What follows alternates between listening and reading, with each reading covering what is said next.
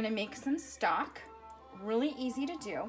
You just need a really big stainless steel pot and all of your leftover trimmings from vegetables, bones from chicken or turkey. You can even get some bones from your butcher.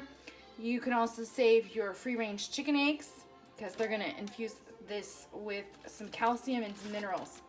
So first step you're gonna wanna do is fill this up with some really good water.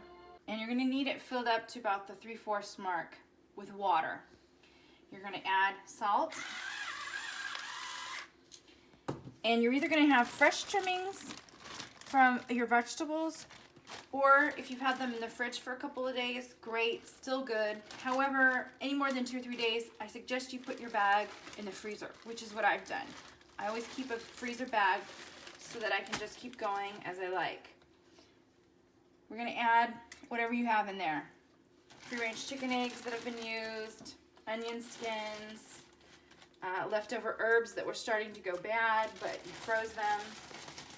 You can add some of the juice from lemons and limes, the tops of your peppers, the tops of your zucchini. All of those items can go into your broth. You can add bones, unless you want to keep it vegetarian, then I don't suggest you add the bones because then obviously you've became a meat broth. I add fruit rinds and stems of herbs that I haven't been able to use. Pretty much anything that wasn't able to be used in your recipe, you're going to either freeze or once you're done with your recipe, go ahead and add this to the water. And we're going to turn this on medium-low.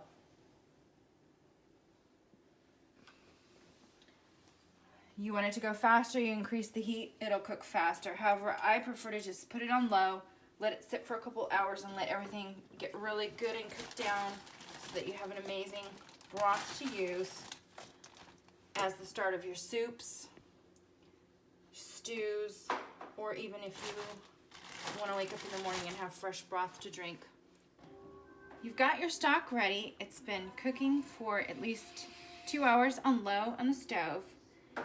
The next step from cooking is to take it over and you're going to strain it in the sink into another pot so you can get all of the vegetables and whatever remains that hasn't been cooked down out. Let's move over to the sink. Okay, so you have a colander or strainer that you're going to put inside another pan. This is going to catch all of the vegetables from your stock. And at this point, your stock should be cooled down so that when you touch the pan, it's going to be somewhat cool to warm because you don't want to give yourself any burns or extra facial steam. Go ahead and pour that in. You can see it's still warm, there's a little steam. But the idea is we're going to sift out the vegetables. And sometimes they stay in the pot, which is okay, but the whole idea is that we're trying to get just the liquid for our stock or broth. Okay, so go ahead and pull out your colander with the vegetables. Give it a little shimmy, shimmy, shake. Make sure there's no excess liquid hanging out in there. Put that back in the pot. Then you're going to be left with some good looking stock or broth, which will be the base for your soup, stew, or miscellaneous recipes. If your broth is a little more thick or there's still some items that you don't really want to see in your broth because you want it more clear, go ahead and take your sieve. You can strain those out pretty quickly by just grabbing hold of them, and then your broth will become more clear. The other option is, of course, to take your pan, empty it into the other pan, pouring over the sieve. Sieve out the broth to make sure you get all remaining particles. Just do from one pan to the other into your sieve colander.